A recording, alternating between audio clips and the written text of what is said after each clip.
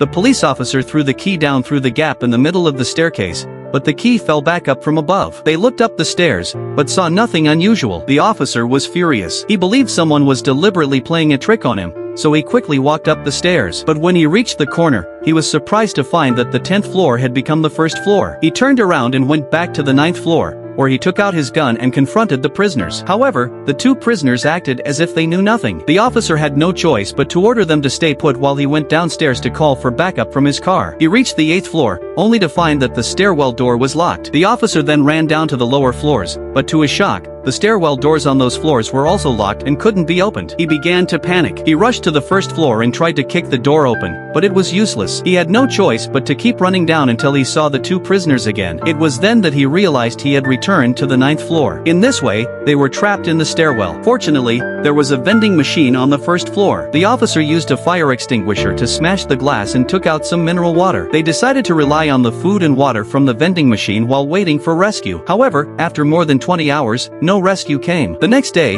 the officer found that the used items in the vending machine had reappeared. He shook the machine furiously, thinking he might be trapped there forever. In this way, they were trapped in the stairwell for 35 years. The officer spent his days eating instant noodles and wasting time, with trash piling up around him. The other prisoner, however, insisted on keeping himself clean. He would comb his hair with an old toothbrush every day, then hang up a mineral water bottle and poke small holes in the bottom with a needle to take a shower with the dripping water. After that, he would run in the stairwell for exercise, pray to his school bag, take out the items from the bag and sort them neatly, and then sit down to eat an apple and read a book. The other prisoner had long since passed away. One day, the officer suddenly clutched his head and screamed in agony. The prisoner rushed over and looked at him anxiously, but the officer kept muttering incoherent words and soon died. Unable to bear the loneliness, the prisoner furiously pounded the walls and tore the books to pieces. He took the officer's gun and tried to put the barrel in his mouth to commit suicide, but the gun had been rendered completely unusable after so many years. In the end, he despairingly realized that he would be trapped in the stairwell alone, with no hope of escape.